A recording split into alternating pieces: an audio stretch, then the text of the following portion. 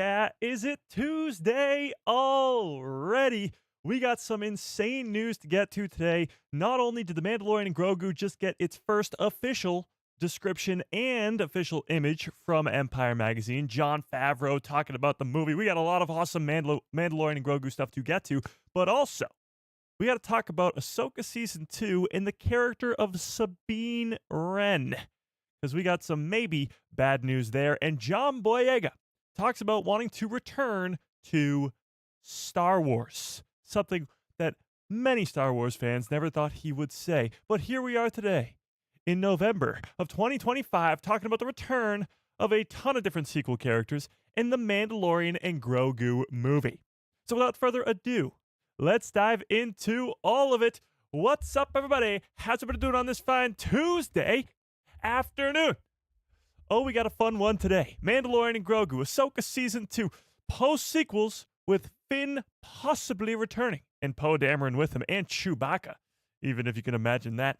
But we got a lot to get into. Finally, some Mandalorian and Grogu news, and it is some good one.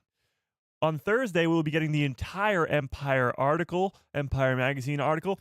But today, we got the sneak peek. We got a part of the interview with Jon Favreau, the director of the movie, and we got our first official look, or our first official image for The Mandalorian and Grogu. So a lot of fun stuff, a lot of fun things to get to today in today's live stream. But before we do any of it, before we get to a single piece of content, let's say hi to everybody in chat. Wait, what? I just tried to open up the chat and it said, oops, something went wrong.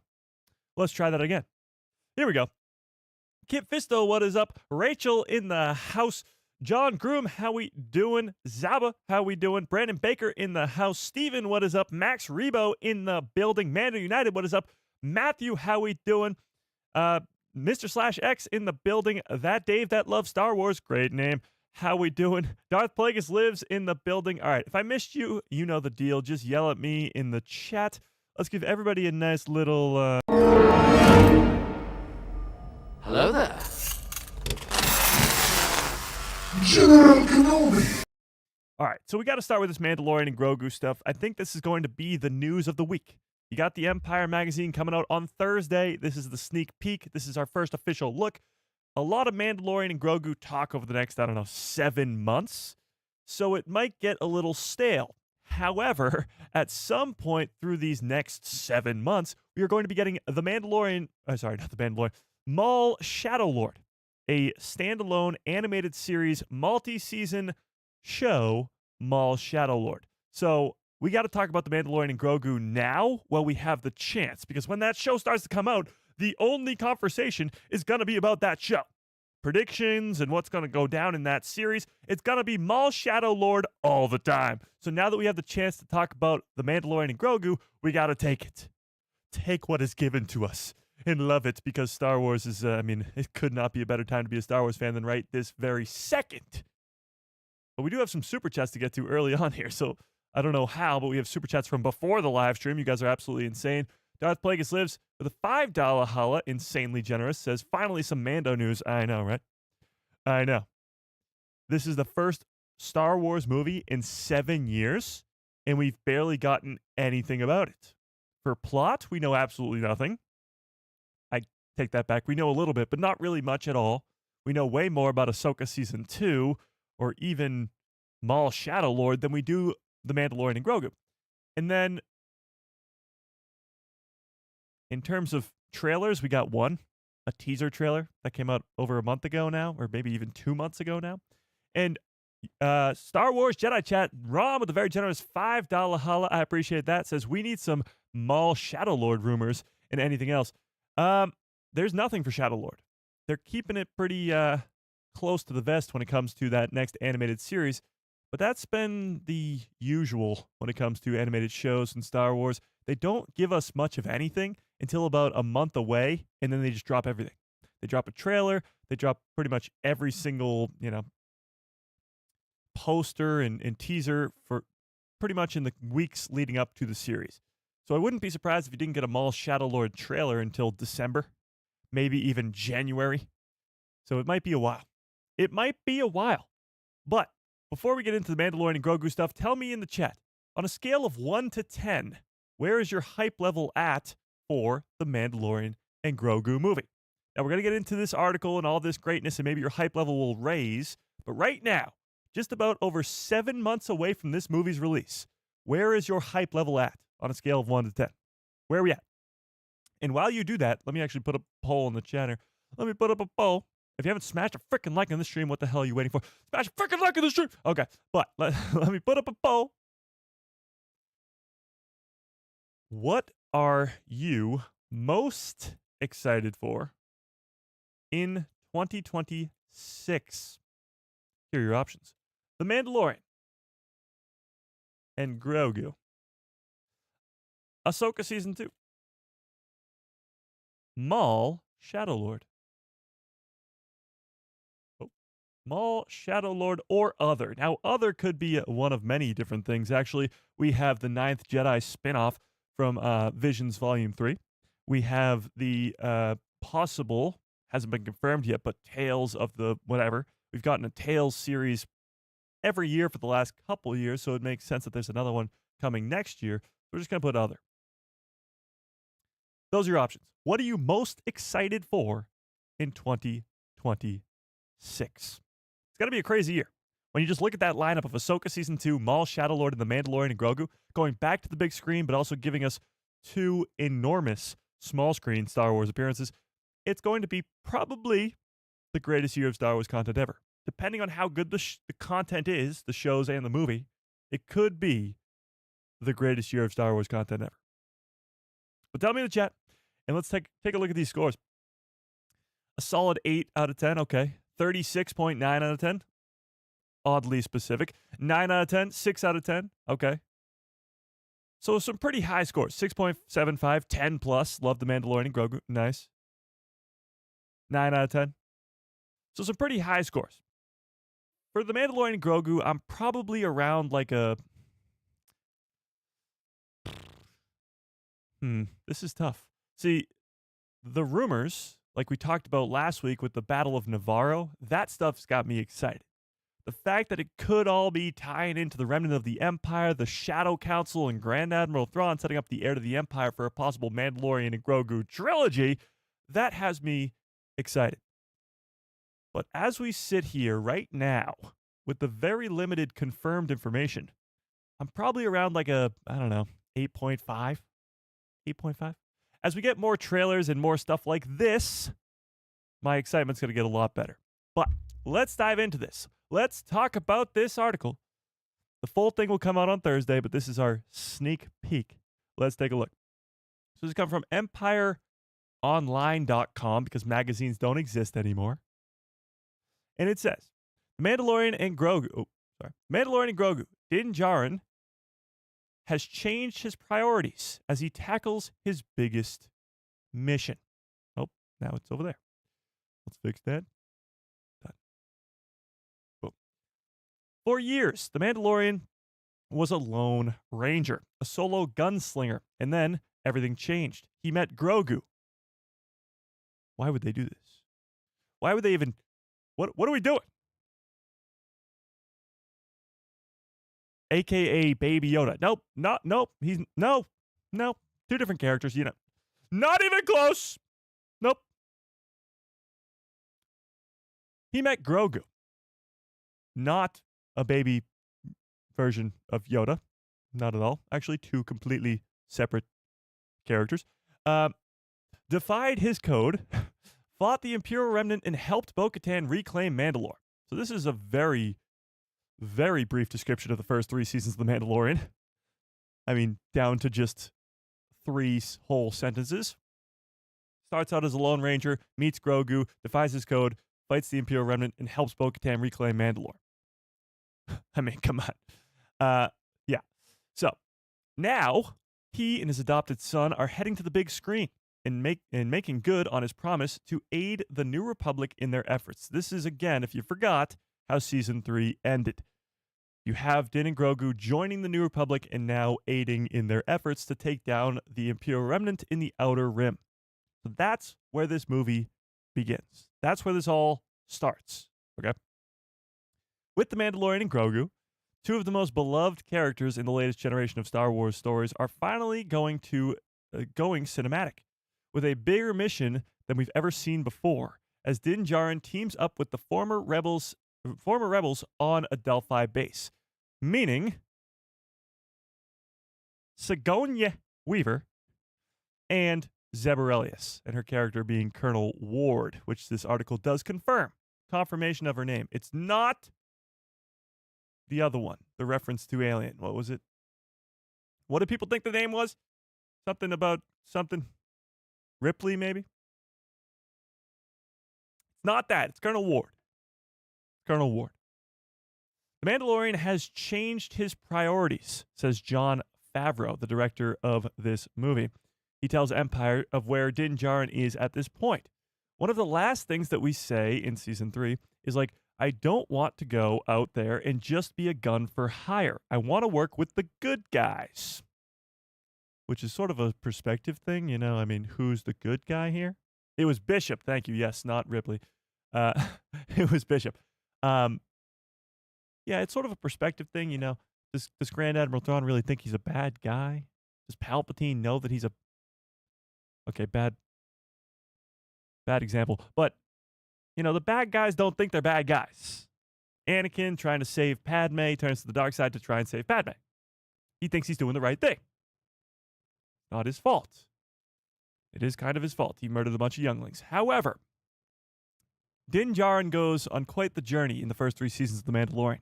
From, again, the Lone Ranger to now a dad to an adopted Grogu. Yeah. House Black, what's up? How we doing? Yeah, so he's come a long way. And now he's gone from being just a bounty hunter to working for the good guys. All of this to me so far is just screaming Grand Admiral Thrawn. Just like screaming it. And here's why. I mean, yes, you're talking about the Outer Rim, where Grand Admiral Thrawn and the remnant of the Empire are, but he's joined the New Republic to fight back against the remnant of the Empire. That's the whole mission here. So tell me in the chat, do you think that Grand Admiral Thrawn will be in the Mandalorian and Grogu movie? Yes or no? And if not, tell me why. I could see it as becoming, you know, sort of a Thanos type thing in Avengers 1, where Thanos isn't there, but he's clearly felt, his presence is felt, and he's the one who sent Loki. So it could be like Thrawn or Din Djarin fighting against Thrawn's underlings, and then he becomes a big enough threat that Thrawn needs to be like, fine, I'll do it myself type deal. But either way, Outer Rim, that's where Thrawn is. Remnant of the Empire, that's where Thrawn is. All this stuff points to what they've been setting up for the last 7 years on Disney, or 6 years on Disney+.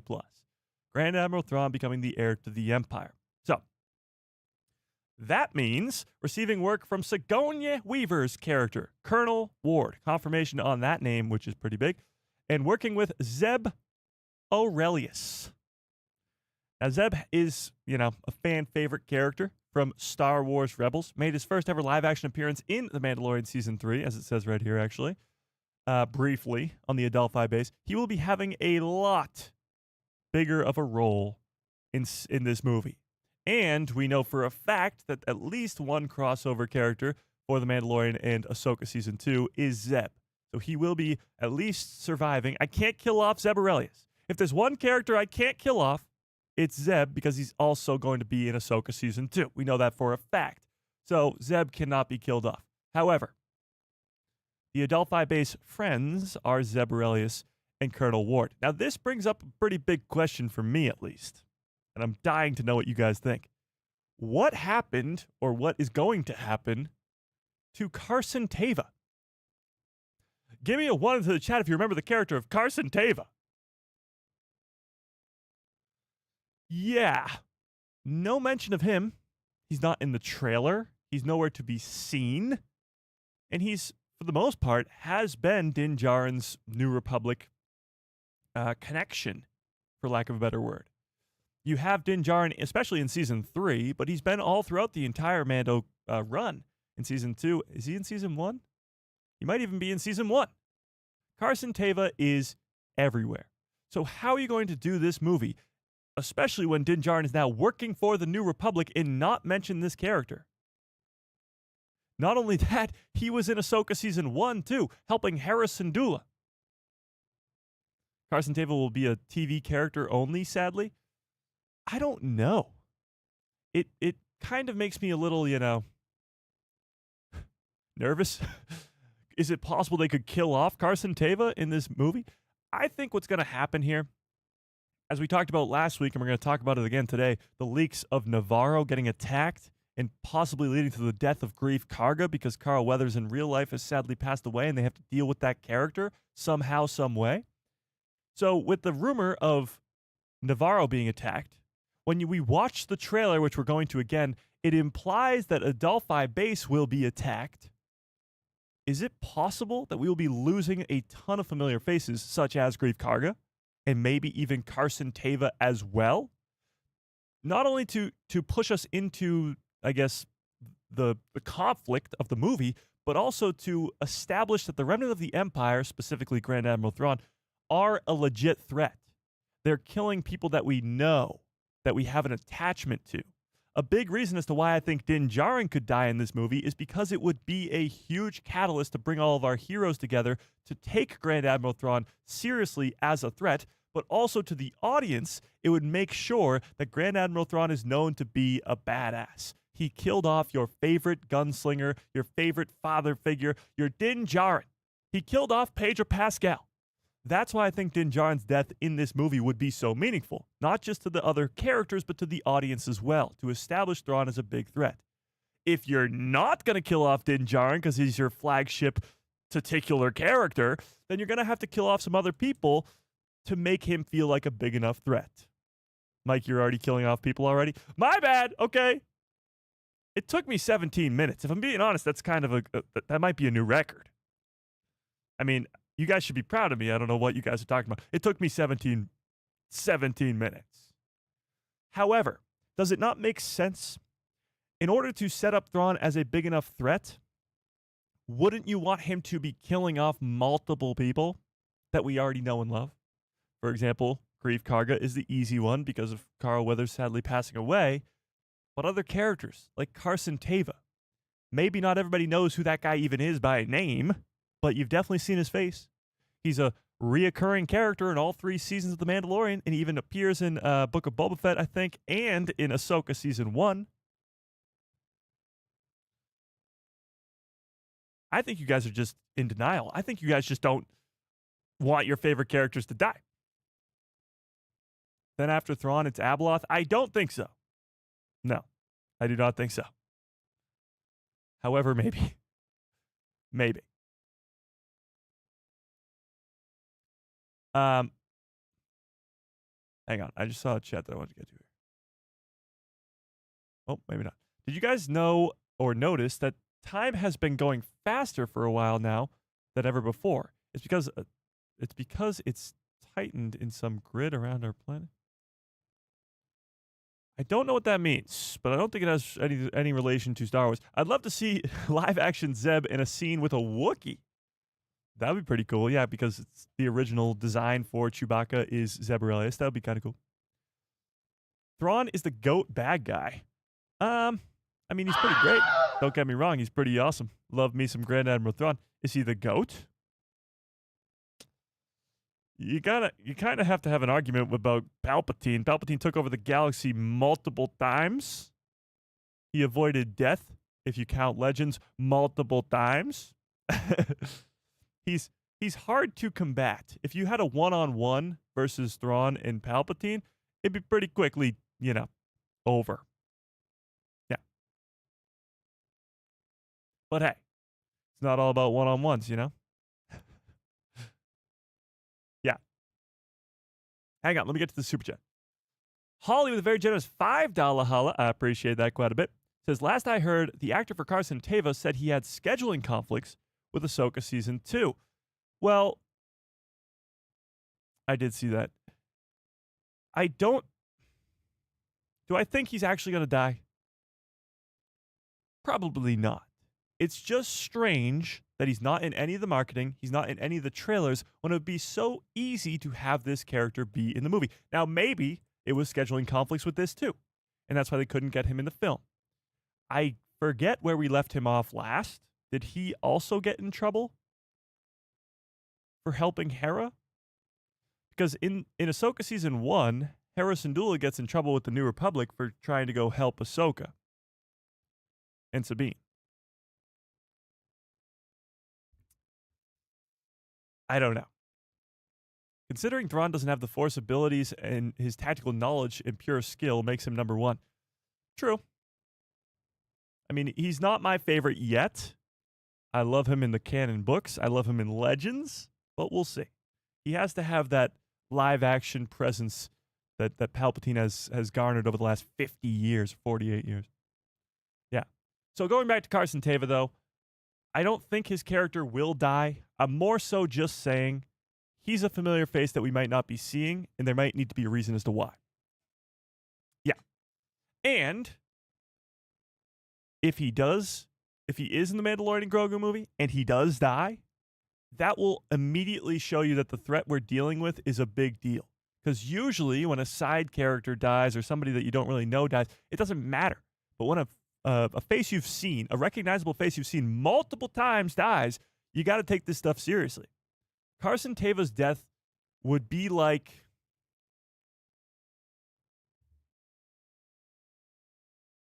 Who would it be like? Not a main character, sort of a side character. Who would it be like?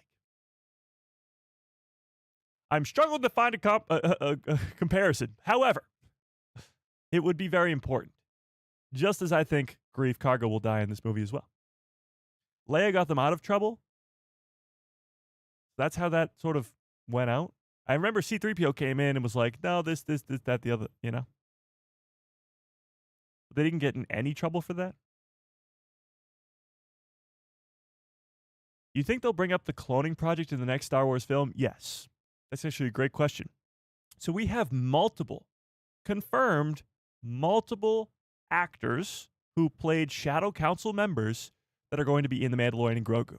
So that Shadow Council may have another meeting to talk about the death of Moff Gideon, or we might just see Din Djarin go toe-to-toe with multiple Shadow Council warlords of the Imperial Remnant.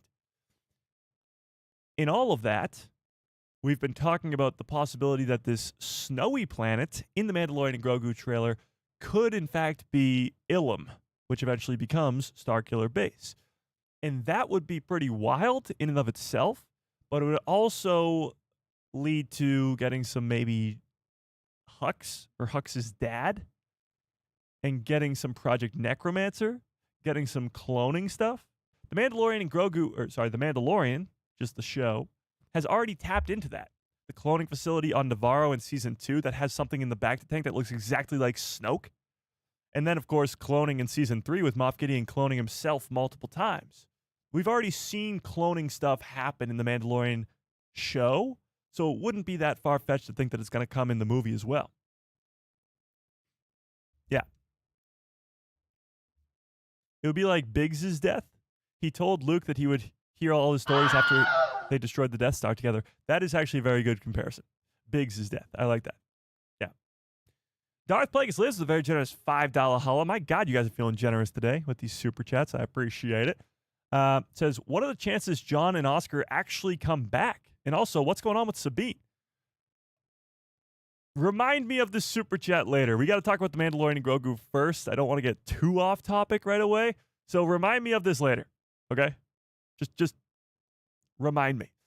Let's get back to this article. So, Colonel Ward confirmed. Zeb Orrelios confirmed. We know that. The fan favorite Lasat from Star Wars Rebels, briefly seen in Mando Season 3. Jon Favreau had this to say.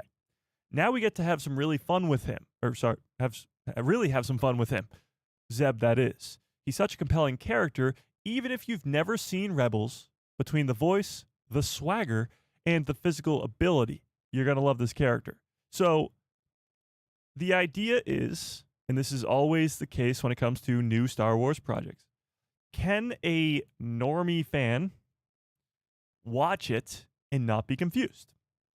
That was a big deal when it came to Ahsoka Season 1, because Ahsoka has this vast history in the Star Wars timeline with 7 seasons of Clone Wars and 4 more seasons of Rebels, and she's everywhere. So would that be impossible to follow for the normie fan if you make a Ahsoka show when they've never seen the character of Ahsoka before until this series?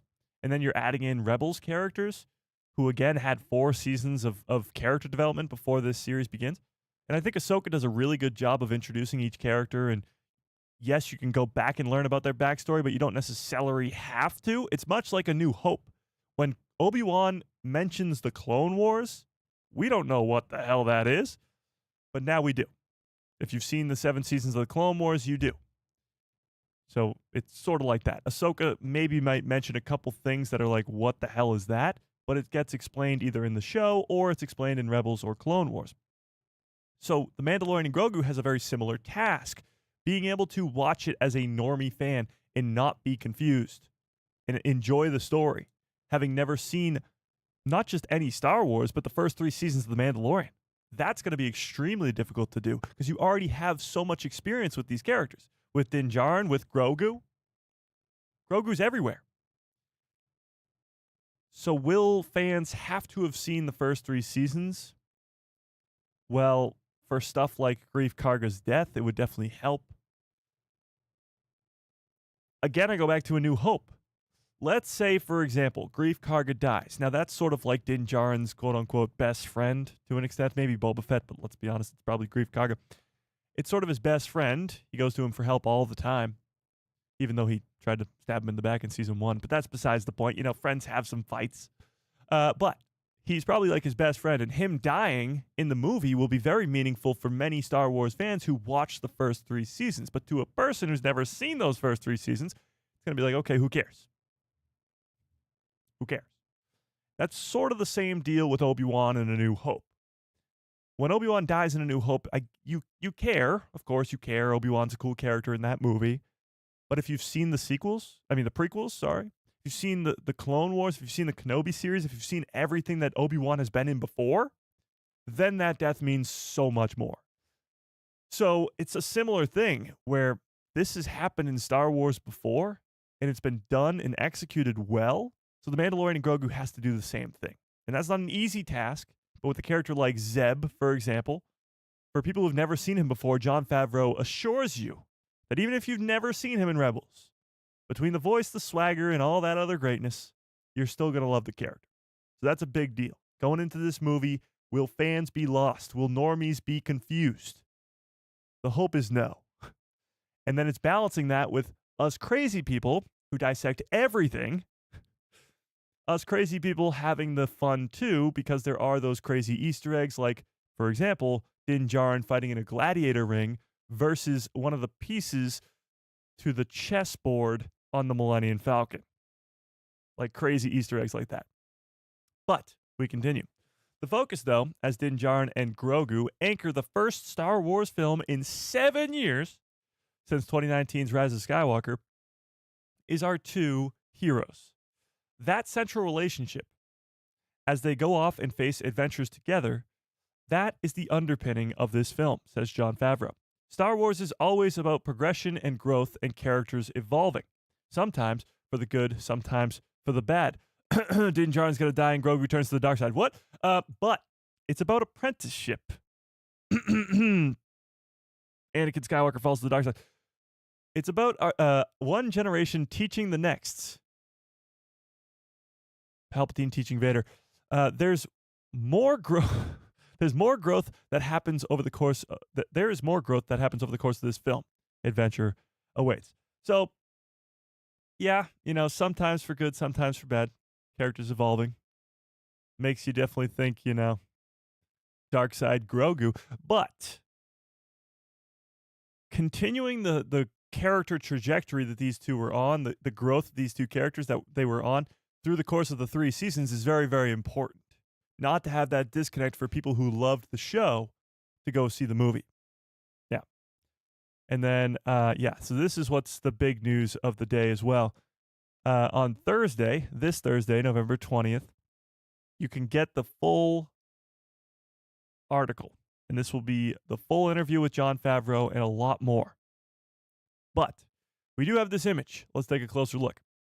This is our first official image for The Mandalorian and Grogu. We have the trailer, but this is the first official image. And I must say, it's pretty damn awesome. Zoom out a little bit here. So, a big problem that so many people had when it came to the trailer for The Mandalorian and Grogu, one of the biggest issues I saw over and over and over again online was the coloring. A big issue is people are like, this doesn't look cinematic. It just looks like The Mandalorian on Disney Plus. First and foremost, The Mandalorian on Disney Plus looks incredible. So that's, just a compliment to the show, I think. But still, it was sort of a valid complaint where this was filmed for IMAX. It should look IMAXian. Is that a word? I doubt it, but I'm making it a word. It should look IMAXian. And the trailer for some did not. Now, the problem is you're watching it on your tiny little phone screen and not on an IMAX movie theater screen. So it's a little hard to compare. But a lot of people have been seeing this image and going, this looks good. This looks real good. So we do have another bar-like location. This is seen in the trailer. Grogu sitting on his shoulder like Pikachu in Pokemon. But this is shortly after the fight that they have in the trailer. As you can see, the backdrop here is completely destroyed, and there's something in Din Djarin's hand. It looks like credits of some sort, or he's being paid by somebody or something like that. So he's probably hunting down a bounty. This is probably an early on mission in the movie where you're seeing this. But Din is working for the New Republic, probably just on a mission, and this is how the movie begins. This isn't going to be like a end of movie scene. They're not going to give us that in the first official image for the movie. However, I mean, this looks pretty damn cool. Can never get enough of Din and Grogu, but what do we think of this? Grogu has spent the majority of his life in a pod or in a satchel down by Din Djarin's waist. What do we think of the Pokemon Grogu on the shoulder of Din Djarin? Are we a fan? Do we like this? Yes, no, maybe so. It sort of goes along with the fact that he trained with Luke Skywalker. It goes along with he can jump really, really high now because he did get that training lesson from Luke Skywalker, sorry.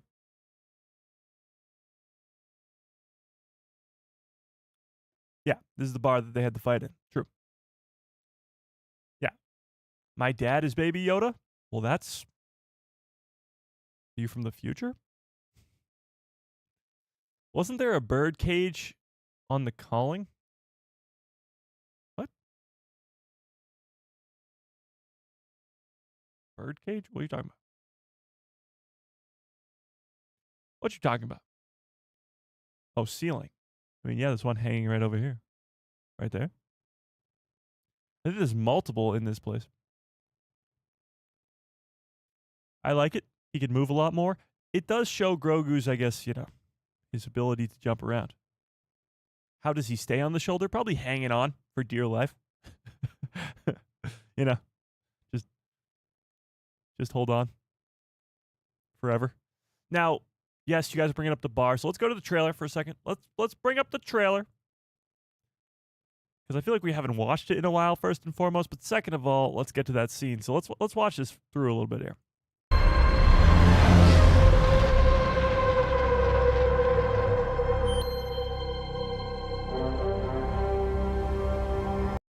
This is very important. I'll get to this in a second.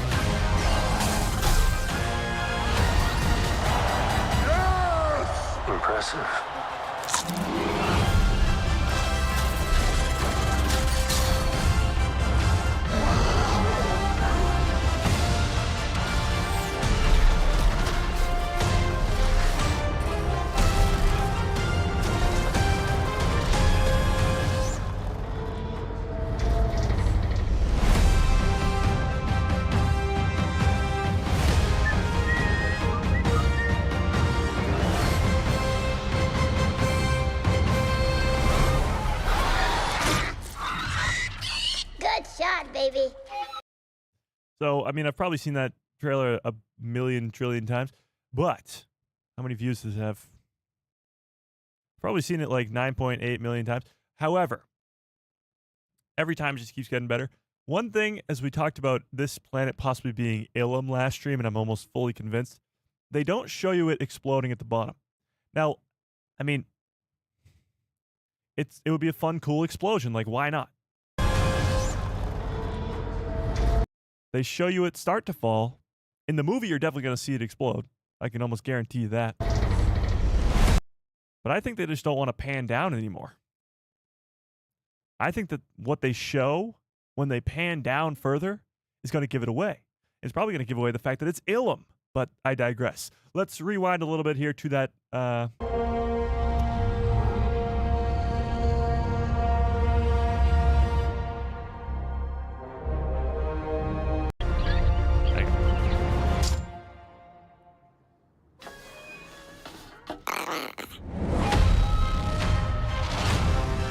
This planet. Now, a big theory that I saw pop up when this trailer first dropped was that this planet is actually Ord Mantell from The Bad Batch. And as me and Sam are actually watching The Bad Batch right now, I can't help but think this would be really cool now if it was Ord Mantell, just sort of a connection and a nod to The Bad Batch. But also, it'd give you maybe that this bar could be the future version of what Sid's bar was, which, as you guys know how much I hate the character of Sid, it could lead to a live-action appearance of Sid, which would suck. However, Ord Mantell would be really cool to see in this movie, in live action too. However, this is the bar, and I assume this is going to be like the opening scene. The Lone Ranger cowboy guy with Grogu walks into town, goes into the bar and kicks some ass. So this is the same bar. It doesn't look like Sid's bar, but as you can tell here, oh, maybe it does though. Like that's the back room door over there. This is the front door off to the left, and this is the bar. That'd be crazy. Okay, but as you look behind him in this shot here, that bar is already destroyed. So wherever he's kicking this guy is somewhere else. Because these are two different frames completely. So this bar being destroyed back here has already happened behind him over there. So he's kicking a bunch of people's ass. And it's just making us believe that those are the same scenes. This is the same location, seemingly, as you got Jedi Master Tin over there. But this location, if I can go back here, what the heck? Oh, there we go. This bar being destroyed is this image that we just got. And this is sort of just the aftermath of this fight. So there's that. Then if I rewind back to the beginning, right back to here, I think this place is destroyed. I think this is sort of trailer magic, if you will. Ryler, what's up? How we doing? Trailer magic, if you will. And this is either on fire or completely destroyed. And this is why.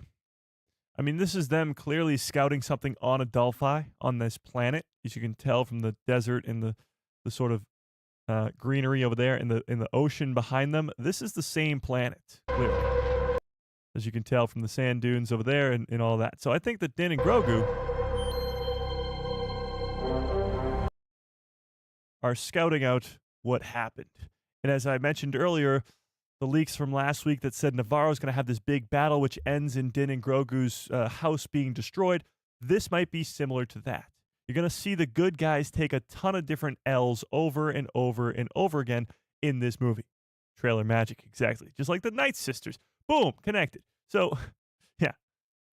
So just as the rumors state that we're going to get this big battle on Navarro where likely Grief Karga will die and it's the catalyst for Din to go off and try to hunt down the guy who killed his friend.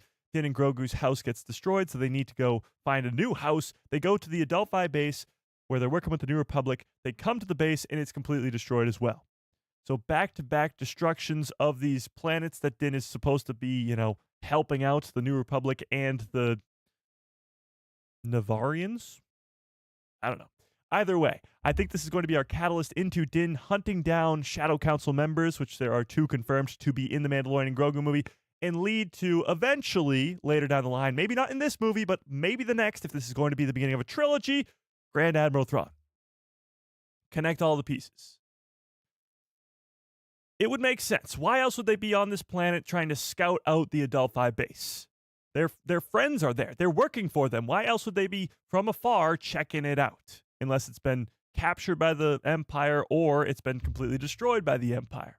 One way or another, I think the Adelphi base is going to go kaboom, and I think Navarro is going to go kaboom, killing many familiar faces that we know and love from the Mando's first 3 seasons. But what do we think? It almost feels like the pieces that we have, the rumors and leaks that we've gotten for the Mandalorian and Grogu movie are all coming together very nicely now. And it's almost like we've figured it out. To an extent. I mean, we haven't figured it all out yet, but we're getting there. We are getting there. We're taking little bits and pieces and figuring it out. Yeah. They're looking for chicks. No. Thrawn isn't going to be in the movie at all for the umpteenth time. I don't think he will be. I'm more so saying that this will lead up to Thrawn. Like, Thrawn will be not on screen, but everything that's happening in the movie will be about Thrawn. Just like the first 3 seasons of The Mandalorian, just like everything on Disney Plus with Skeleton Crew, all this stuff connects to or ends up with the Big Blue Meanie. And maybe it's like a post-credit scene where we see him if we see him at all. Aren't they trying to find Rod of the Hutt? No. Well, yes, but no. I mean, they found Rod of the Hutt. If we go back to the trailer here. There he is. I mean, they found him. It only took them for 53 seconds. It took them 53 seconds to finish the mission. Yeah.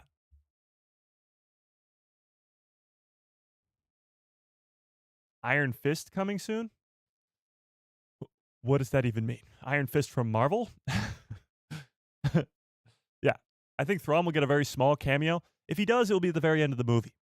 Sort of explaining or showing that he's the one behind all of this. Behind the Shadow Council, behind the Imperial Remnant. I think he's not ready. I think Thrawn is still figuring it out. He's still trying to get his Night Sisters back to life. He's still trying to do all this stuff where he's not ready to fight against other people. But maybe he will be by the end of the movie. Maybe he will be by the credits of The Mandalorian and Grogu. The AT-ATs are the Thrawn connection. Yes and no. I mean, the AT-AT walkers, the fact that they're the same ones from Rebels does imply Thrawn, but it doesn't mean that he has to be there. It's just strange that this snowy planet looks oh so much like Ilum. And Ilum is where we know the Imperial Remnant is. We know that that's what they're working on right now, Starkiller Base. And it would make sense for there to be multiple AT-AT walkers, and I don't really know why Din Djarin would be there. Maybe he accidentally gets, maybe he gets captured and gets taken there. I don't know. But we know Din Djarin will be here. Like, he's the one fighting these people. Yeah. Could there be a bounty on Din Djarin's head, and that's why we see Embo? I kind of like that. The Empire puts a bounty on Din Djarin's head because he kills an Imperial warlord. That could be possible. He's already killed one. He kills Moff Gideon, or at least, I guess to the rest of the galaxy, he's killed Moff Gideon. He's the one who kills him. So if he's killed Moff Gideon and he's going to go kill even more Shadow Council members in this Mandalorian and Grogu movie, then yeah, I'm sure they're not going to be very happy about that, and they could put out a bounty on his head. The Imperial Remnant does put out bounties. We see that. That's how the whole story begins. Is Din Djarin is taking bounties from the remnant of the Empire, and that's how he comes into contact with Grogu. It'd be like a full circle moment where Din goes from taking the bounties for the Empire to being the bounty of the Empire. I like that quite a bit. Yeah.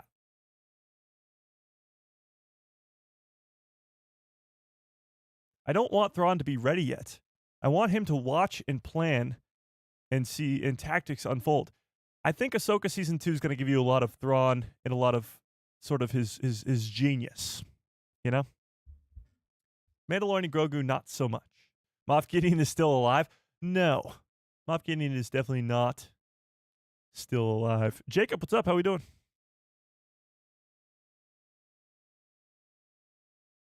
What if the AT-ATs are on At-Aten?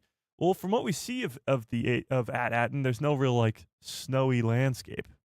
Correct me if I'm wrong, but I don't think it was. So I doubt it. However, At-Aten will be a big part of the future. I think more so in Ahsoka Season 2. Yeah. Yeah.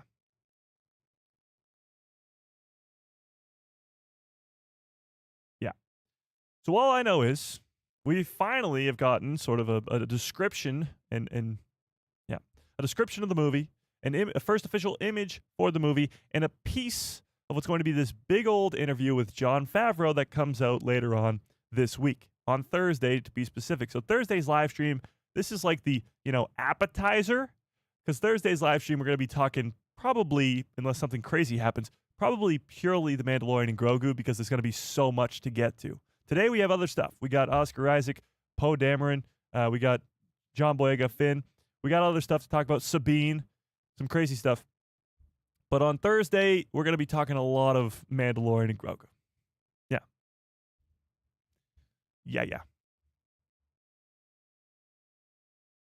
The AT-ATs are the Thrawn connection because they are the same ones from Rebels. In the other movie, they're different. On Hoth, in Empire Strikes Back. Yes.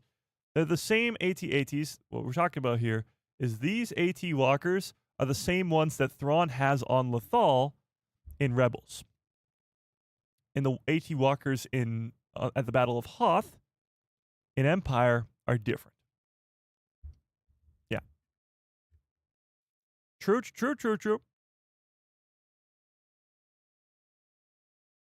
Yeah. Okay. So that's what we got from The Mandalorian and Grogu. I think not only are we going to see the Battle of Navarro, but probably the battle for Adelphi as well. If not a battle, but at least them taking over the Adelphi base, because the remnant of the Empire is going to be growing a lot stronger with their new leader of Grand Admiral Thrawn. He might not be ready, but they'll be growing a lot more, at least in the Outer Rim, where Din Djarin is. I actually wanted to check something before we move on from The Mandalorian and Grogu. On the galaxy map for Star Wars, where the Adelphi base is in proximity to Navarro. Do we know? I know where Navarro is on the map, but I don't know where Adelphi is. Let's see if we can find it. So right here is Navarro. Sort of at the very bottom of our thing here. I might have to look it up. It's on the planet of Adelphi, right? That's why it's called the Adelphi base. Oh, it's right there. Boom. Oh, I sniped that. Okay, it's right over there on the left here. Wow, that's kind of far from Navarro, not going to lie. In order to get there from the hyperspace lanes, you'd have to go here, take a little right there, take a slight left onto I-90 South. I already got lost. Hang on. Take a U-turn at your next exit. Where is it? I already lost it. I lost the Adelphi base. Oh, there it is, right there. Boom. So take a, U-turn, come back around, take a hard right into the corn maze field from Interstellar, and then you find yourself at Adelphi base. So it's kind of far away from Navarro. It is in the Outer Rim, and if you stay sort of along this route, you get to Tatooine, where Boba Fett is. Boba Fett's actually very close to Adelphi right there. You get to Tatooine, where Boba Fett and the Vespa gang are hanging out. You get to Hutt Space, where we're getting a lot of, could be going to Null Hutta, could be the planet in the trailer. Could be Ord Mantell, which I don't know where that is. But we're getting Stinky the Hutt, so Hutt Space is probably likely. And if you keep coming along this the Outer Rim space lanes, you eventually get to At-Aten, Dathomir, Mandalore, which Din Djarin spends a lot of time. Jeez, so to get to Mandalore, Din has to go like all the way down here, or to get to Navarro, sorry. He's going from one side of the galaxy to the other just to get from his home planet to his home on Navarro. these hyperspace lanes must be pretty quick, because that's kind of crazy. But either way, Mandalore's right here, Dothamir's right there at Atten, Wayland, where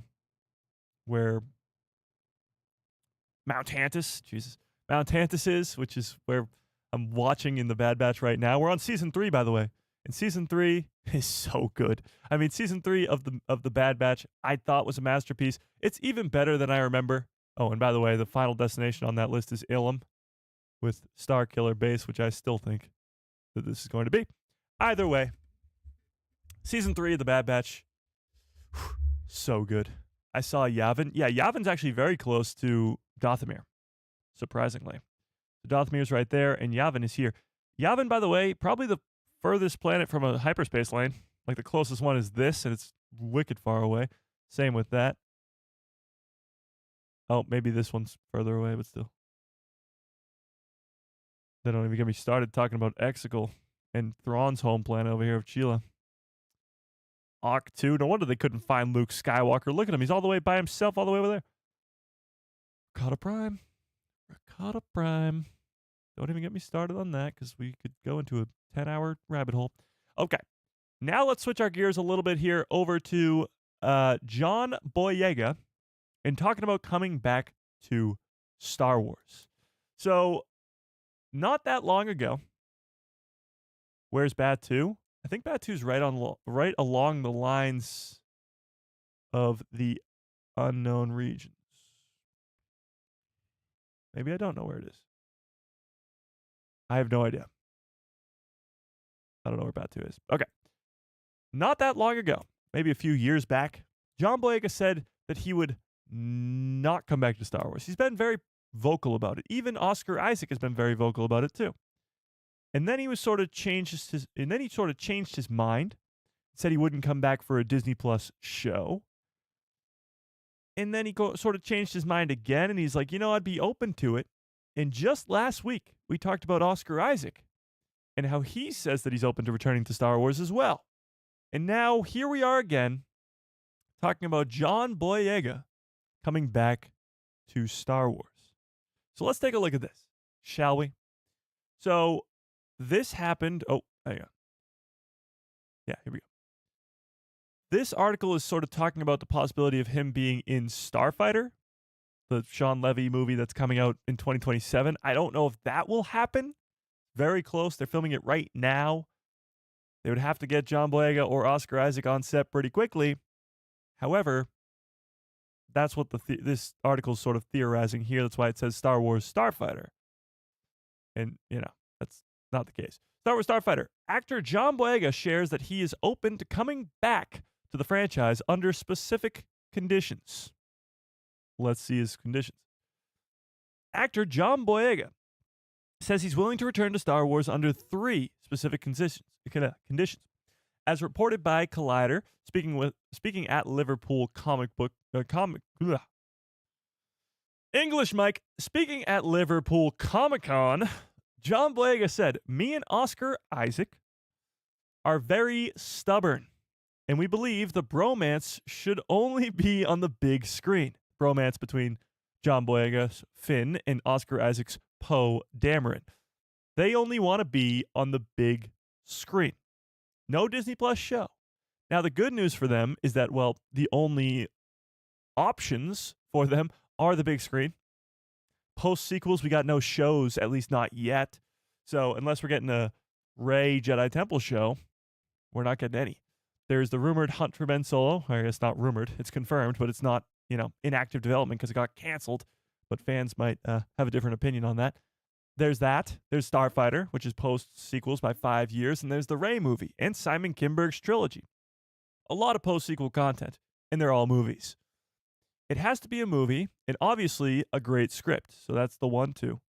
I already spoke to Jonas, who we talked about last stream, because he said he's fully backing the Hunt for Ben Solo movie. Jonas is Chewbacca in the sequel trilogy and in Solo, and he's Kel Naka in The Acolyte. He spoke to him today because they were both at Comic-Con, and he said, "Jonas, you must join Poe and Finn on their adventure." So if I get those combinations, who knows? So here's the ransom note from John Boyega to Disney. It says 3 things. 1, it must be a movie. 2, it must be a great script. No surprise there. And 3, Jonas must return as Chewbacca. And then, and only then, will John Boyega agree to return to Star Wars. So with that being said, 1, do you think he's going to come back to Star Wars? Let's start there. Do you think that John Boyega will be in a post-sequel film? Because it will only be a film. Or do you not? Let's start with the poll, actually. Let's start it with the poll. By the way, this poll right here says 48% of you, it says, what are you most excited for? What project are you most excited for in 2026? 48% of you say Ahsoka Season 2. That's pretty damn crazy. 33% say The Mandalorian and Grogu. 16% said Maul Shadowlord. And 3% said other. All right. Do you think John Boyega will return to Star Wars? Oh my God, I can't type. There we go.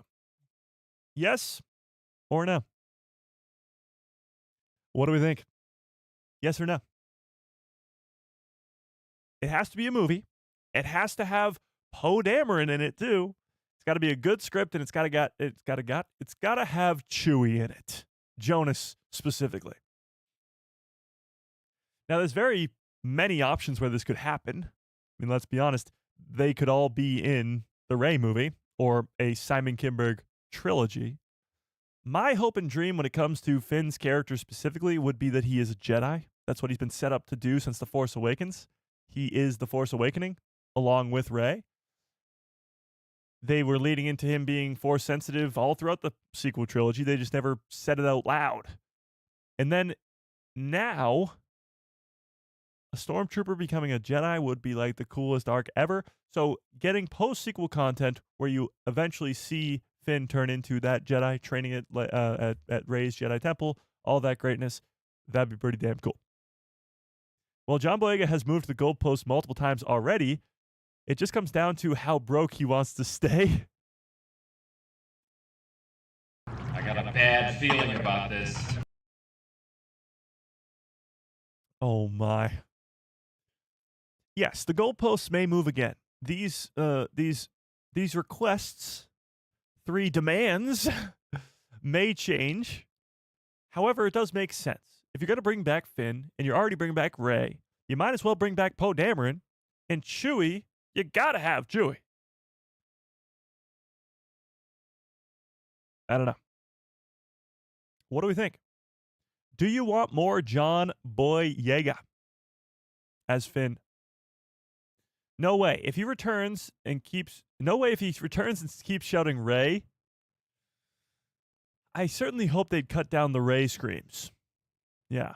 I think he only screams Rey twice in The Force Awakens. Could be wrong. Mike, do you think R2-D2 and C-3PO will pop up in those movies? Yeah. I mean, there's only one movie that they're not in so far, which is Solo. Because they're in Rogue One.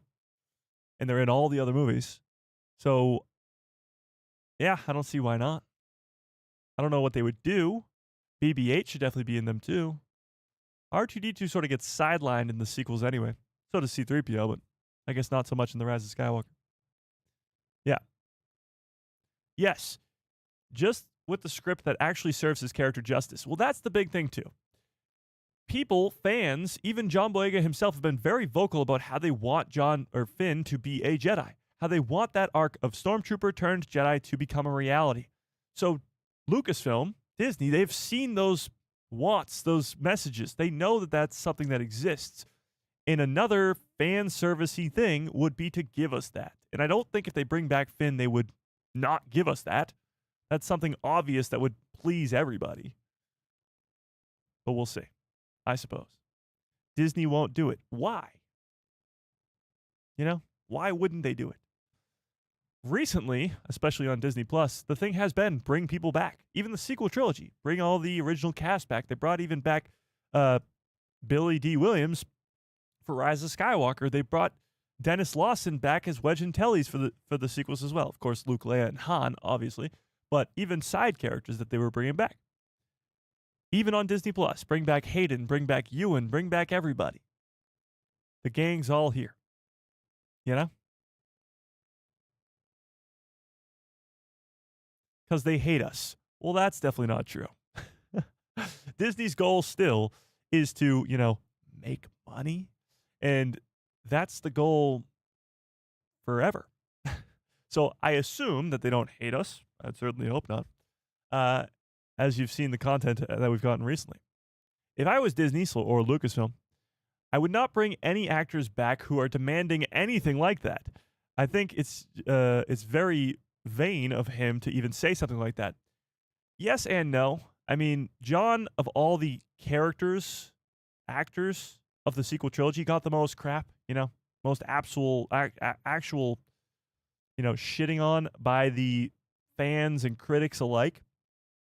So I think him having this sort of, not hatred, but, hatred's a strong word, but like a hatred for this franchise. He doesn't hate the franchise. I'm wording this poorly, but you get what I mean. He's a huge Star Wars fan. He wants his character to have been given justice, but he's already been scarred so badly from his first experience. So if he's going to come back, yeah, he's going to want to make demands because he's going to want to have a good time and have his character be served that justice that he deserves. Yeah. Precisely. I want the hunt for Ben Solo, but I want him to see Finn and have him become a Jedi. No reason we can't have both. True. I mean, if you're going to have the hunt for Ben Solo, what's Rey going to be doing in that movie? Why not have her be the one training Finn? Have her train Finn while Ben Solo is struggling to get out of the world between worlds or whatever's happening with him. And then you can even have the conflict of, well, Finn's like, Ben Solo is a bad guy. He was Kylo Ren. He murdered so many people. I saw him do it with my own eyes in the beginning of The Force Awakens. I watched him kill Lor Santeca like it was nothing. I've seen it with my own eyes. And he's sort of the one who's like, he's bad. We can't have that. And you have like a conflict between Rey and Finn for the entirety of the movie. And then eventually, somehow he proves it to him. Something along those lines. Jon Favreau loves Star Wars from what I can tell. I mean, yeah. You look at the guys who are working on Star Wars as of late, the guys and girls, from Jon Favreau, Dave Filoni, to Bryce Dallas Howard, to Tony Gilroy. Like, all these people absolutely love Star Wars. Tony's just a great writer, okay? He's been very vocal about how he isn't embedded in the lore of Star Wars. He likes Star Wars. He's just not, he's not crazy like us, like me. No, you're all crazy like us, okay? Have you seen the Moana trailer? Yeah, I don't know what that's about, Talk about a money grab. Granted, both the first movies made $1 billion, so it's sort of a smart money grab, but I want Mara Jade to come into canon, but they won't do it. I actually disagree. I know they're talking about Starfighter not being connected to anything, but Amy Adams' character being a Jedi and her son being Force sensitive makes me think it's Mara Jade and Luke's child. That's just me. Yeah. I don't want the hunt for Ben Solo. I'd rather see a Jedi Order finally rebuilt. I think that's sort of the issue. Is when the Rey movie was announced, people were like, we don't want that. We would rather see other characters. And then when the Hunt for Ben Solo stuff came out, fans gravitated towards that and really wanted that to happen and still do because the Rey movie is the alternative. And people are like, Kylo Ren / Ben Solo or Rey. And they're like, well, one outweighs the other. For most. Not everybody, but for most. Broom Boy? No. Yeah. No. Grogu will train Finn because Rey friend-zoned him? I don't think so. Yeah. Please, Disney, don't ruin Mara Jade. Mara Jade is a very interesting character because she is going to be another one, and I say another because it's been done multiple times now, that will come over from Legends to canon. and there will be a change of the character. You're not going to have an exact one-to-one replication of Mara Jade in Legends to live action. It's going to be different. The same way Thrawn's going to be different, or already is so different. And how you have, I guess, characters like Rook, who is very different in Rebels than he is in Legends, because, you know, he died. Rook dies, right? Did Rook die in Rebels? Somebody help me on the chat. Did Rook die in Rebels? Mike's going to kill Mara before that movie even comes out? Yeah, because she's already dead. If Mara Jade is in Starfighter, she's already dead. Like, that's going to be a flashback sequence. She's not going to still be alive. I still think Samantha should play the part of Mara Jade. And she has to go up against the crazy Darth Mike Baca. This is, you know, sounds like a pretty great fan theory if you ask me. Yes, he dies. Okay, good. Rook dies in Rebels, so clearly his story is very different from in Legends. I don't mind that, though. Like, Thrawn in canon, this may anger a few people, is 9,000 times better than Thrawn in Legends. 9,000. And I'm not talking just like live action Thrawn or even animated Thrawn in Rebels. I'm talking about the 6 canon books that he has.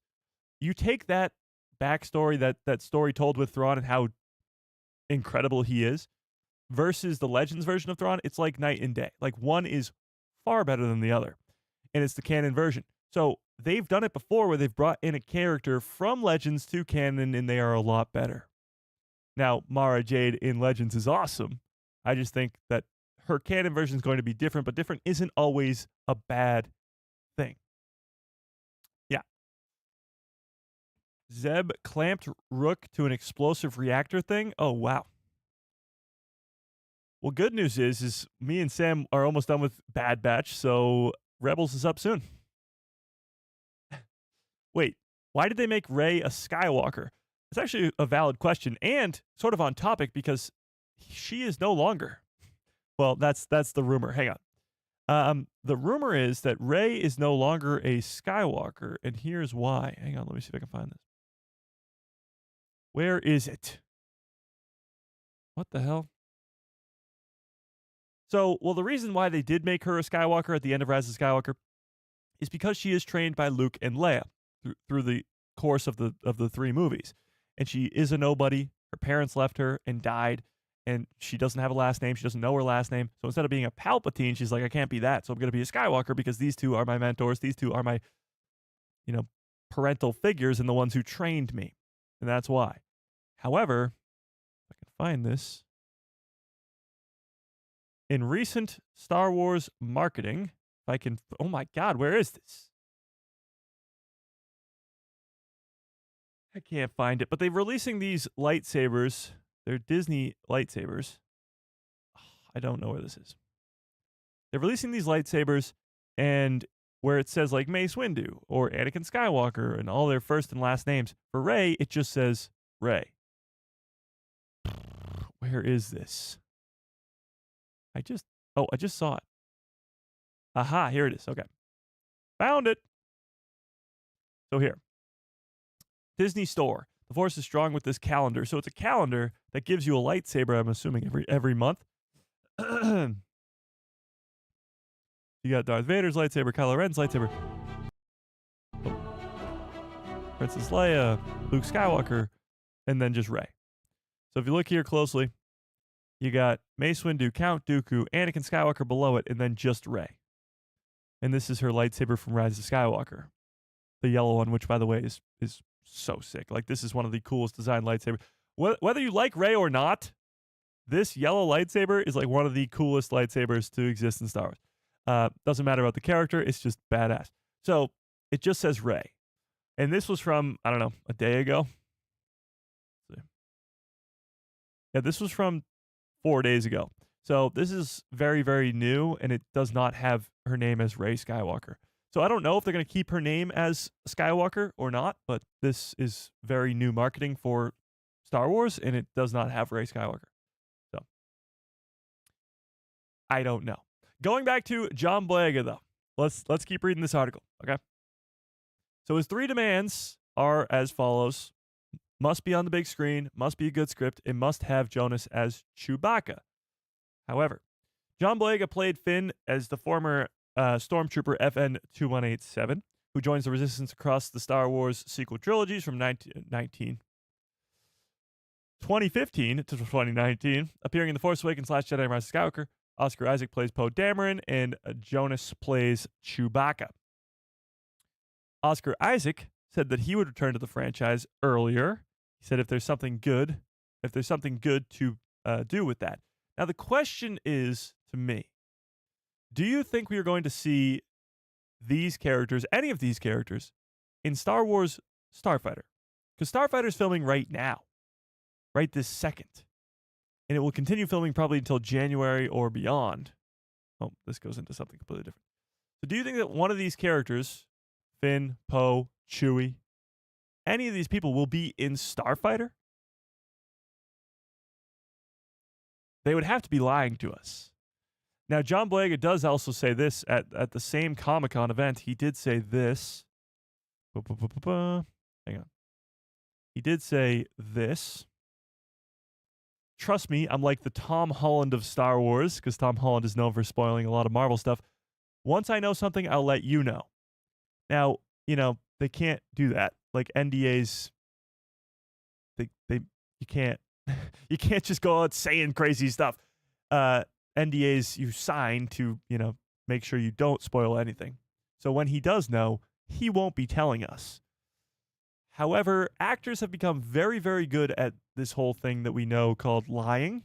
Now, I hate to call it lying because, it's not like his fault that he has to lie. It's the NDA that he signed and he's trying to make it better for us. But is it possible that he's lying? Like he's already on board to join Starfighter or on board to join something else and he just can't tell us yet? No, because Starfighter has nothing to do with past characters. True, but it's 5 years after The Rise of Skywalker, and the rumor was there's going to be at least one major cameo in that movie. We all thought it would be Rey, because this Flynn Gray character is being played by a Force-sensitive child. So we assumed that it would be Rey, and Ryan Gosling is dropping off this kid at Rey's Jedi Temple. Then we thought it could be maybe Ben Solo, because they want to bring back Adam Driver and then give us a Hunt for Ben Solo movie. But what if it's Finn? What if Rey's too busy setting up her new Jedi Temple that she sends Finn to go pick up this Force-sensitive child? And the big cameo at the end of Starfighter is actually John Boyega as Finn. It wouldn't take more than a couple days of filming on set, so we wouldn't have to be on the set of Starfighter for the majority of the filming. And it would bring back a fan-favorite character. And assuming he would be a Jedi. Imagine he pulls up with a lightsaber. What color lightsaber would Finn's be? I like green because I saw this concept art once. Let me see if I can find it. Jedi Finn. I saw a concept art once where he had a green lightsaber and it looked so good. Yeah, this. Oh, and this. I feel like green just fits him nicely. Well, that's very blurry. Okay, but this one's good. Look at that. I mean, green looks so cool. But either way, if he just imagine he shows up like this in the movie. Maybe not that specifically, but in like Jedi robes with a lightsaber. That'd be pretty damn cool. One character who should appear in Starfighter is Maz, in my opinion. I'd love me some more Maz Kanata, but I don't know.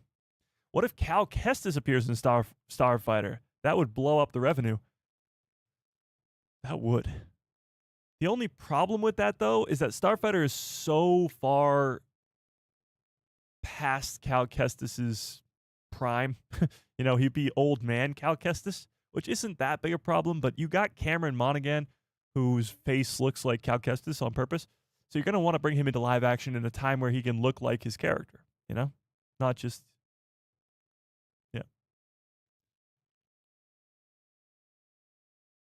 A cameo could mean Thrawn. I don't think Thrawn's surviving post-sequels. I think Thrawn's going to be a dead man pretty soon on in the timeline. Yeah. But that's just me. Prime. Oops, sorry. But that's just me. I don't know. I don't think he's lying here. Like, I don't think John Boyega knows that he's coming back yet, but I think he's been in talks. He's definitely been in talks with Disney to come back, maybe in the Rey movie, but maybe somewhere else as well.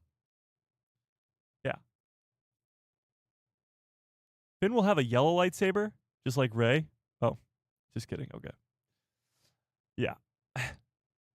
Green looks sick with Finn. It does. It really does. It really does. And you got to think, too, Starfighter, Oscar Isaac could be in that, too. Poe Dameron is the galaxy's best starfighter, supposedly. So it makes sense for him to be in that movie, and one of his demands is that Oscar Isaac will also be in that film. The bromance must be on the big screen. Black lightsaber, like a dark saber part 2. I think Grogu will get the next dark saber if there ever is one. Give him purple. Purple would be pretty cool too.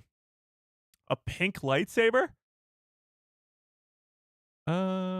Once Ben Solo returns, give him a purple lightsaber. That would be awesome. Ben Solo with a purple lightsaber?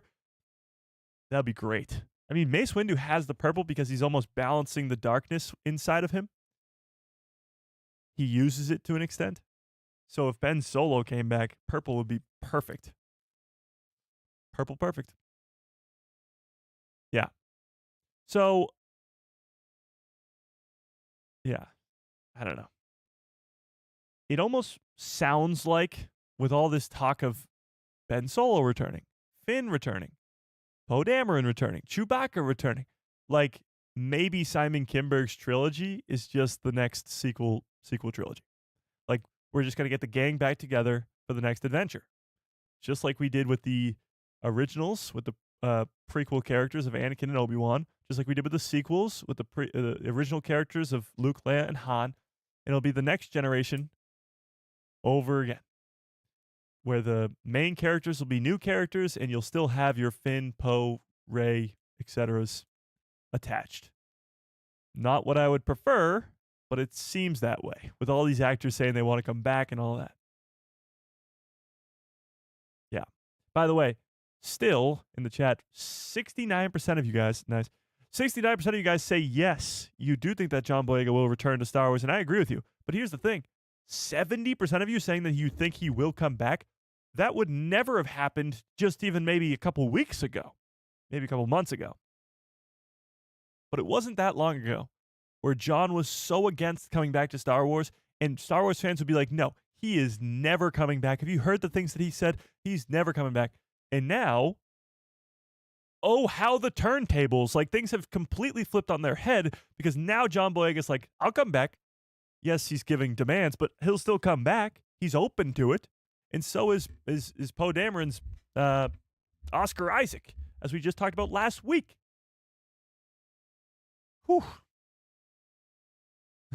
Oscar Isaac piloting a little ship in Starfighter would be nice. Just zero mom jokes, please. No Rian Johnson treatment. The mom joke thing is very blown out of proportion. It is weird, but it's not like jokes. No, your mom jokes, but it's not like jokes like that haven't existed in Star Wars always. Especially from a Poe Dameron type character like Han Solo.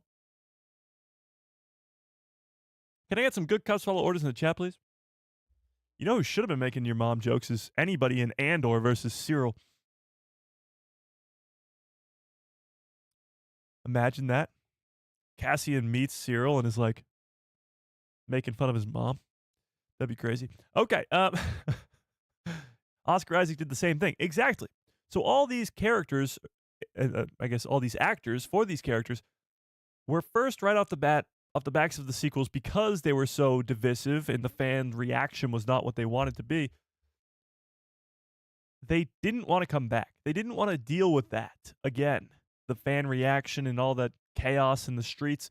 They didn't want to deal with that again. Now, after 6 years, time has passed and things have settled down, and they're like, maybe I do want to come back. It's so similar, like it's just like I'm having deja vu over here, to the prequel trilogy. When those prequels came out, Hayden and Ewan got so much shit. Hayden specifically. But those characters got so much shit. Even Ahmed Best. Ahmed Best Jar Jar Binks got so much crap online. Fast forward to today, Ahmed Best not only came back as Jar Jar in the Clone Wars and in recently in Lego Rebuild the Galaxy, but Hayden Christensen came back, Ewan McGregor came back, and Ahmed Best came back as Kelleran Beck in The Mandalorian Season 3. So it's pretty much like poetry. It rhymes. George Lucas is, again, way ahead of the game, and it's like poetry. It rhymes. Like, this is the exact same thing with what happened with the prequels 10 years ago. And now we're seeing the exact same thing with the sequels, and people, for some reason, didn't think it was going to happen.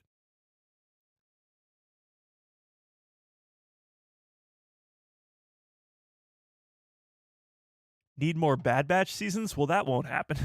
Not with the way that they ended that. But Omega could come in. Yeah, Omega could come to live action for sure. Jar Jar Binks, best... What? I don't know what that means. I don't know what that means. I miss Ben Solo. You and me both. You and me both. Did I say, can I get some good Cubs follow orders? I forget. Did I just pull this out and not say anything? Bumper. Sorry. I'm losing it. Yeah. So all that to be said, I think we will be seeing Finn, Poe, and Chewie somewhat in the near future. Not like tomorrow or anything like that, but somewhat in the near future. I did say it. Okay, cool. I'm just losing my mind. Now, let's move on a little bit here to some craziness that am dying to know what you guys think of. So, Sabine Wren. Shout out to Darth Plagueis for the super chat earlier. I'm finally getting to this stuff, so I appreciate you. What's going on with Sabine Wren? So this is what happened. There is a podcast out there that is the voice actors of Star Wars Rebels. You got Harrison Dula's voice actor, Ezra's, Sabine's, and others. And they have guests. So one of the guests they had on was Henry Gilroy. He was an executive producer on Rebels. And here's what he had to say. Sabine was never meant to be a Jedi. It was absolutely not the plan. We really felt not only did it step on Ezra's story, because he is becoming a Jedi, but it was a retread. Like, we already did this. The idea that Sabine training to be a Jedi when she is already a fantastic warrior of her own type, we felt like it was overkill. So this all came out a couple days ago, when this interview came out. Henry Gilroy tells us that Sabine was never, ever going to be a Jedi.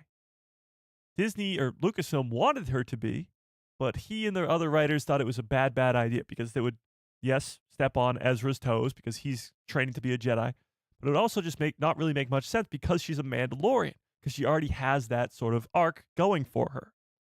Come to find out now, 6 years later, and Ahsoka Season 1 comes out, clearly Dave Filoni was on board with her becoming a Jedi, because we find out that post Rebels she goes and trains with Ahsoka, and then that falling out happens, and then they train again in Ahsoka Season 1. So my question to you here is, one, first and foremost, do you like the idea that she becomes a Jedi in Ahsoka Season 1? Because so many people hated it when it happened, even though she's had over a decade of training and more training than almost 99% of Force users in Star Wars. But they still couldn't believe it. Do you not like that? Or do you think that she should be or shouldn't have been a Jedi? And Henry Gilroy here is absolutely right, and it sort of steps on Ezra's toes. What do we think? What do we think? They kind of set her up to be Force sensitive. Yeah. They set her up to be not just Force sensitive, but the first Force sensitive Mandalorian. Because Grogu has now taken that mantle of he's going to be the Force sensitive Mandalorian like Tar Vizsla, but Sabine came first. She's the one who wielded the Darksaber and trained with Kanan Jarrus and Ezra and in the ways of the Force. Like, she was set up to be that Force sensitive Mandalorian. The first one since Tar Vizsla. So what do we think? I'm not against it. She was already super talented. It figures that she would be attuned to the Force. Yeah, true. But she also goes off and trains with Ahsoka Tano. Like the lineage, if you're following it, of Anakin Skywalker goes Anakin, Ahsoka, Sabine. Well, if you follow it even further back, it's Dooku, Qui-Gon, Obi-Wan, Anakin, Ahsoka, Sabine. So Sabine is, right now at least, the end of that chain. She is the apprentice to the apprentice of the Chosen One. And she's the first ever Mandalorian Jedi since Tar Vizsla. That, to me, is so unbelievably cool.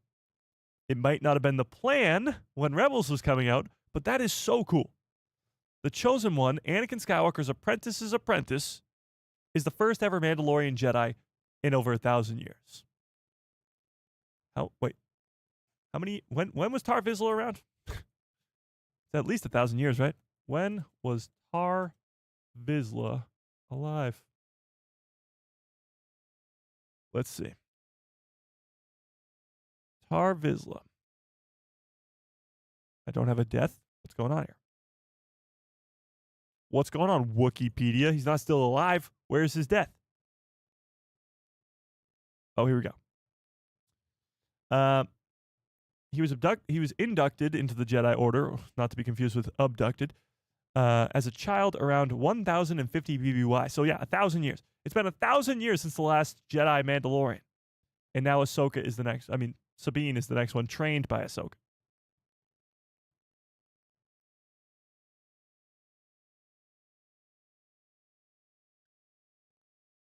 Okay, if she will Jedi, I don't know what her story would be. Cold? What? That's not English. She makes a good Mando. Jedi, not so much. Why not both? The problem is you're comparing her, or I guess not comparing her, but the comparison would be to Grogu.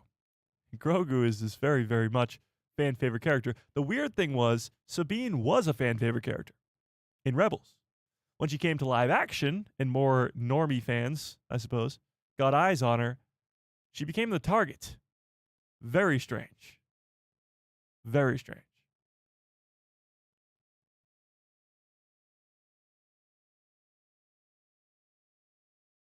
Why can't we have some non-Force sensitives do amazing things? Grand Admiral Thrawn. You're about to see that. The most evil being in the galaxy right now in the Mandoverse is supposedly not Force sensitive. Din Djarin. Boba Fett. Non-Force sensitives. Omega. Although she may have the ability to transfer midichlorians, she herself is not Force sensitive. Rex. All the Bad Batch members. Zeb Orrelios. We just talked about him today. Poe Dameron. Not Force sensitive. Chewbacca. Not Force sensitive. Yeah. That's true. It does go back to Yoda. Yoda, Dooku, Qui-Gon, Obi-Wan, Anakin, Ahsoka, Sabine. True. Ahsoka trains her out of desperation and fear. She's got nobody to fight alongside of her, so she's shoved a square peg into a round hole.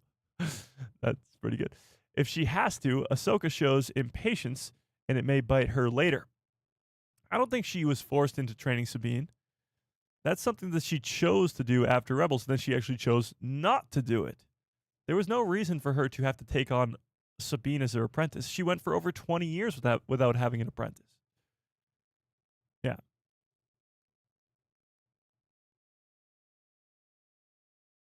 Yeah. Sabine was literally hanging out and training with 2 Jedi for years. It follows that she might be drawn to the Force. Not everybody is Force sensitive. And as you can tell, Sabine is not the strongest Force user. That's the thing. When we get these characters like Ahsoka and Darth Maul, who's getting his own show next year, put up on a pedestal, you think they're the most powerful beings in the world. They're not. Anakin is. Palpatine is. Like those characters, Yoda is. When you have stories focused on characters like Ahsoka and Maul, for example, they're great characters. Don't get me wrong. They're two of my favorites. It goes Anakin, Ahsoka, Maul in that order. But those two are not nearly as powerful, like anywhere close to as powerful as Anakin or Yoda or Palpatine or even Obi-Wan for that matter. Obi-Wan's not up there with the rest of them, but he is still more powerful than the other two. It's just, I guess, the sake of the story. You know? Then why does she need the Force? Why can't she be badass with what she has? I'm not saying that she needs the Force. I'm just saying that it works within the story, especially for Ahsoka Season 1, but it works now more so going into Ahsoka Season 2, because Sabine and Ahsoka are stranded there. There's more to the story that we haven't really uncovered yet. Same with Baylan, same with Shin, same with all the other people. However, when it comes to Ahsoka and Sabine's relationship, and at least the training that they went through post-Rebels, we don't have the full picture to that. Why does she take on a Sabine as her apprentice? That's not really something that was set up in Rebels. But I will say, her being Force sensitive definitely was. All the training with Kanan, being able to wield the dark saber when you see somebody like Din Djarin try and wield the dark saber, it's not even possible. You know?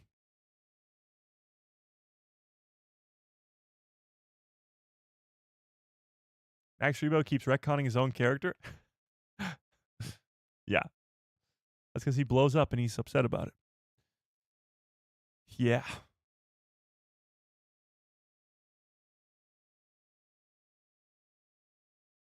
Yeah.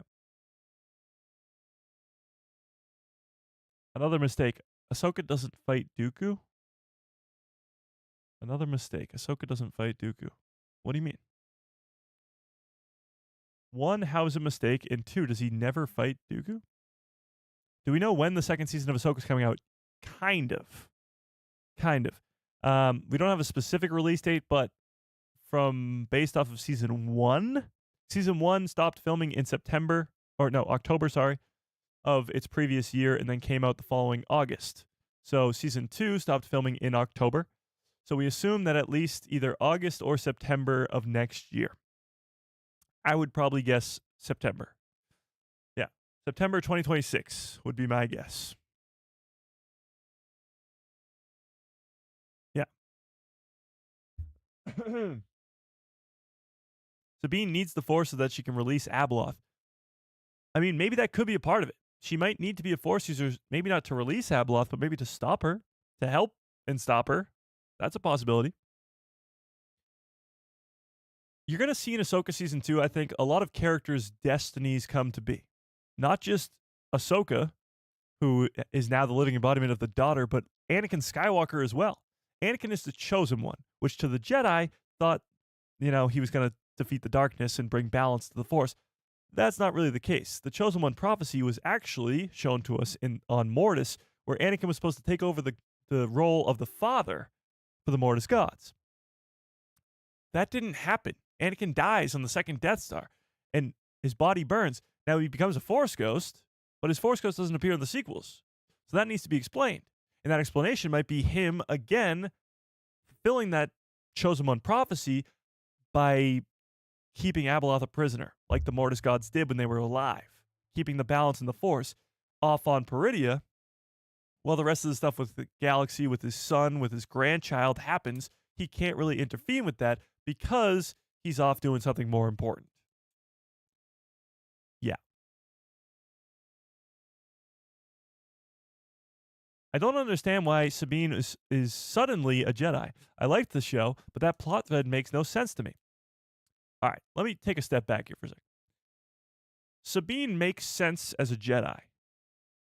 Not just because she's a Mandalorian and having a Mandalorian Jedi is cool. And she can wield the Force in Ahsoka, which is, by the way, 6-ish years post Return of the Jedi. So now you're talking about this Ahsoka Season 1, if we do some quick math, is approximately 8, 9, 8, 10-ish years, let's say, for a round number, 10 years after the events of Rebels. The finale of Rebels, 10 years. Oh, wait, no. Ezra and Thrawn are stranded for 11 years. So 11 years. 11 years since the finale of Rebels. That means that for over 11 years, she's been training with a darksaber or a lightsaber with Kanan and Ezra. And then after Rebels, and after Kanan dies, R.I.P., she trains with Ahsoka. We don't know for how long. Maybe that will be revealed in season 2. But then they stop training because Ahsoka, has that whole thing. And then they begin training again, yet again, in Ahsoka season 1. So this is a character who's had over a decade of training within the Force, training with a lightsaber, training with Jedi Masters, or Jedi Knights, Kanan. So the Force thing, the big surprise of her being Force sensitive is it's right there in front of your face. Like if you watch Rebels and you watch her train for over a decade, probably close to 13 or 14 years, it's not that big of a surprise. Yeah.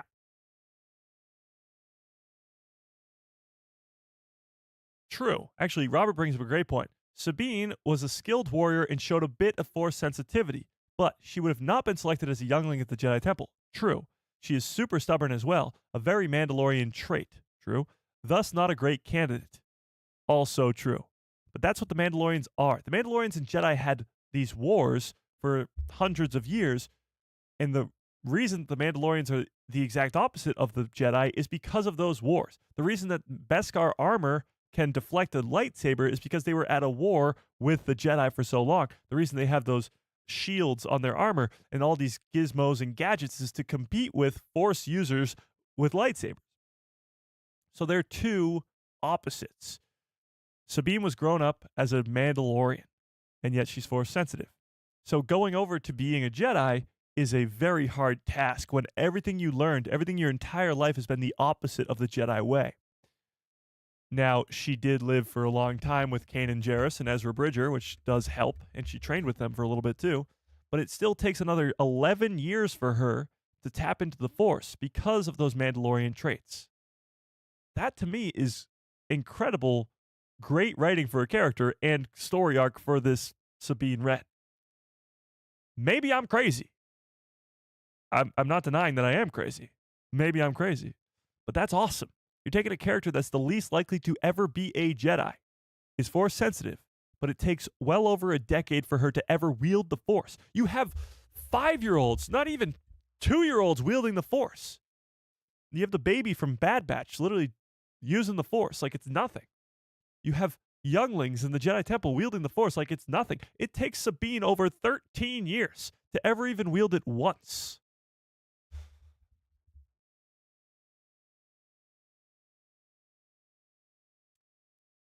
It's just great storytelling. Summer drop date is kind of too early. The Mandalorian and Grogu hasn't left theaters yet. But that still fits. Oh, going back to the release date you're saying? Yeah, so The Mandalorian and Grogu comes out May 22nd. So it's going to be in theaters till at least like July or August. So then after that, once it comes out of theaters, the next big thing would be Ahsoka in September. It'd be perfect. It would go one right into the next. Yeah.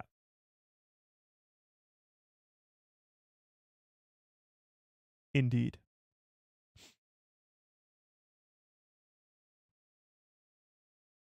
Rebels Season 3, Episode 15. Kanan trains Sabine with the Darksaber and discusses her Force potential. Yes. True. Correct. Survey says yes. Yeah. I would have been okay if Sabine stayed a Mandalorian like in Rebels without the retcon to fit in for Ezra Bridger. Without the retcon to fit in for Ezra Bridger. Oh, to fill in for Ezra Bridger. Well, Ezra's in Ahsoka Season 1 too. It's not like they had to make Sabine a Force user to replace Ezra, because Ezra's also there.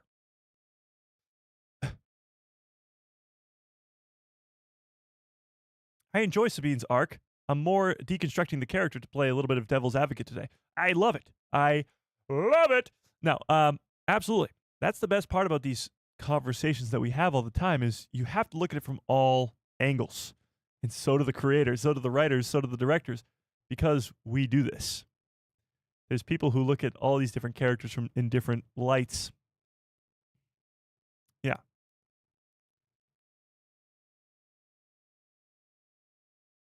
Exactly. If they had gone into more backstory on it, I might be more open to it. And yet she learned nothing. I think you might still get some more backstory as to Ahsoka and Sabine's training in between or during the time of the original trilogy. That's where those characters were. When you ask where were Sabine and Ahsoka during the time of the original trilogy, during the events of Luke and Leia and Han, they were training. So maybe we'll get to see that in season 2. No, not until we get the McDonald's sponsorship will I ever be saying that slogan again. Will we see Barriss Offee in live action? Probably not. She's old as hell. The Force healing, that's what I loved about Tales of the Empire with Barriss's character. I just combined Barriss and Offee into Barry. Is she got really old. When she used the Force healing, like it made her really, really old. Yeah. Ahsoka was too busy to bother with the Empire. It does need to be explained. I guess it kind of makes sense because unless you were on Yavin, you wouldn't know about the Death Star.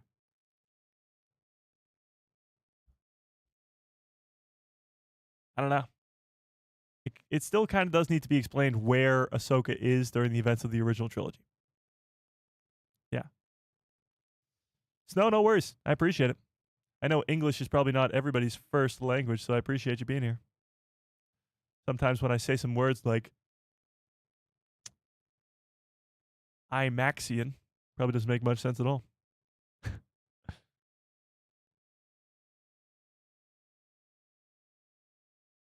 Yeah.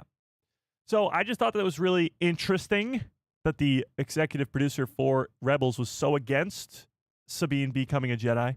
And then Dave Filoni, who, of course, created Rebels, was like, nah, we want we want Sabine to be trained by Ahsoka in Ahsoka Season 1. Interesting. I found it fascinating. Yeah. Missing the fight of the galaxy for training is a pretty bad excuse. True. But let's look at the original trilogy. There's a lot of characters who sort of just, take the sidelines. Oh, I mean, a lot of people do for 20 years. Yoda and Obi-Wan are just sitting there waiting for Luke and Leia to grow up. But that's, how many innocents died in that time. But you got to think Sabine, Ahsoka, Hera. See, Hera was involved. She was a part of the rebellion. You just don't see her on screen. So maybe they're doing important things, just other places. Mon Mothma. Grogu. Like, we still don't even know where Grogu was during the events of the original trilogy. Cal Kestis. We don't know where he was either. There's so many characters. There's actually only a few that we do know. Thrawn and Ezra. They're off in a different galaxy. Like, that's about it. We don't know. Yeah. I think there was, this. I forgot to mention this. Yesterday was Life Day. So happy Life Day to everybody in the chat. If you don't know what Life Day is, well, it comes from the Wookiee culture, I suppose. It comes from Kashyyyk. However, it is actually from the Star Wars Holiday Special. And that's really weird to me because the Holiday Special has been something that has been, forgotten about. Actually, no, purposely buried. We'll put it that way. Purposefully buried by Lucasfilm. And yet still they celebrate Life Day like nothing ever happened. So they are denying the existence of the Holiday Special, but the idea of Life Day, which comes from the Holiday Special, is denied. Is actually celebrated. Sorry. So, happy Life Day. This was yesterday, by the way. Not today. It was yesterday. But still, very, very cool. There was that. Oh, and this was my favorite. So this is a scene from the Holiday Special. And shout out to Brian Ward on X. He has been photoshopping Neil from Skeleton Crew into Star Wars scenes. And this is day 99. This is from the Holiday Special. This is Life Day. And this is Neil participating. It's pretty great. He just, this is day 98. It's so good. Neil is the GOAT, of course, but he's also hanging out with Plagueis, as he is a Sith Lord. Okay, so there was that. There was one other thing I wanted to get to here. Oh, this was crazy too. So this was also revealed on that podcast with Henry Gilroy. The budget of Star Wars Rebels was half the budget of the Clone Wars. Half. So yes, the animation is very, very different. More simple, I guess, in Rebels, but half. That's insane. So Rebels is my favorite Star Wars project ever. I mean, you put the 4 seasons together of Rebels. Once you start, taking individual seasons, it's not my favorite. However, all 4 seasons together, it is my favorite Star Wars project. People argue Clone Wars versus Rebels all day long. Yes, Clone Wars is 7 seasons and Rebels is only 4, so there's a lot more content there. And it also got double the budget. That's crazy. Double is insane. Half the budget for Star Wars Rebels. And we still got the incredible story that we did. Wild. Tomorrow is Ben Solo Day. Not sure why it's November 19th, but it is. What? Tomorrow's Ben Solo Day? Is that real? Let's look it up. Ben Solo Day. There is no official Ben Solo Day, but some fans created their own tradition by honoring the character.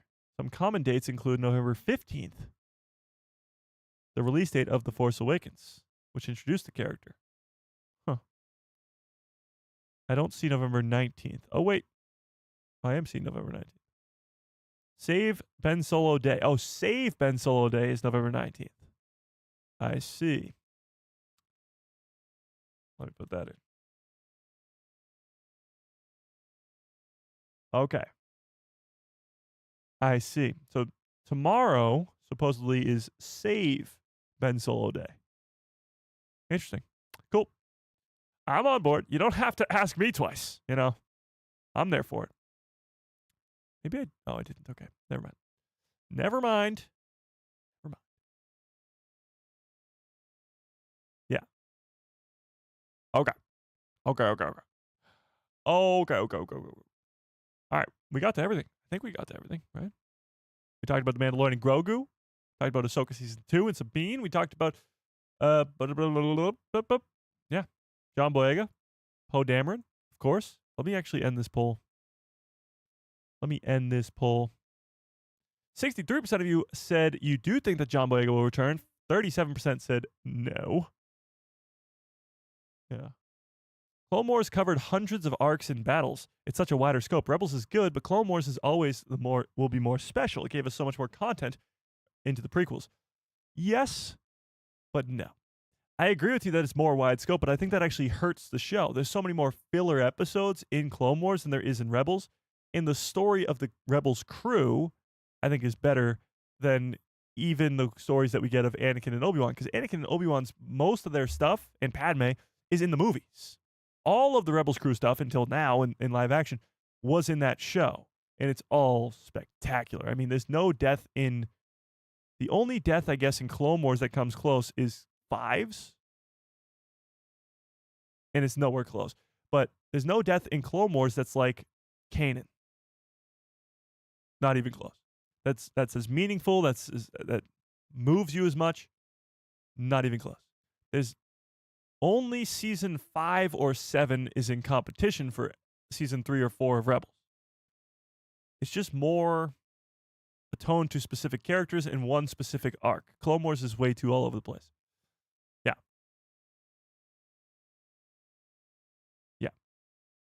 99's death is a meaningful one, but he's only in the show for like 2 episodes. Yeah. Love me some 99, but no. There were some talks about Andor merging with Obi-Wan Kenobi. Yeah, that was sort of Ewan McGregor. He wanted that to happen. But, I mean, Andor's perfect the way that it is, and they're definitely not doing a season 3 because it goes right into Rogue One, so yeah. All right, but with that being said, I do have to get on out of here. I got to go finish up a short for today, so watch out for that short in about an hour. If you're not yet already, hit that subscribe, hit that bell so you get notified every time I post a video.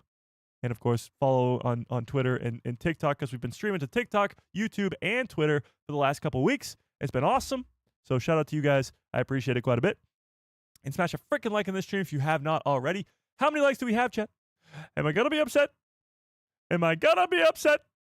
How many likes do we have, chat? Oh. That's terrible. That's horrible. We had like 60 plus people here the entire stream. We have 45 likes? What is going on? All right. But until then, smash a freaking like on the stream if you have not already. Hit that subscribe. Hit that bell. Thursday is going to be an enormous stream. We are getting the full Empire Magazine article for The Mandalorian and Grogu with interviews with Jon Favreau and probably others. But Jon Favreau we know of. Other interviews for it, and we're going to get even more official images for the movie. This is going to be probably the biggest thing we get for The Mandalorian and Grogu until the next trailer, whenever that's going to be. But we'll have to, I guess, wait and see. But Thursday is the big day. The big old article that's coming out with The Mandalorian and Grogu that will give us information about the plot, information about the movie itself, characters in it, and all that greatness. So don't miss out on that. And, yeah. May the Force be with you. Always.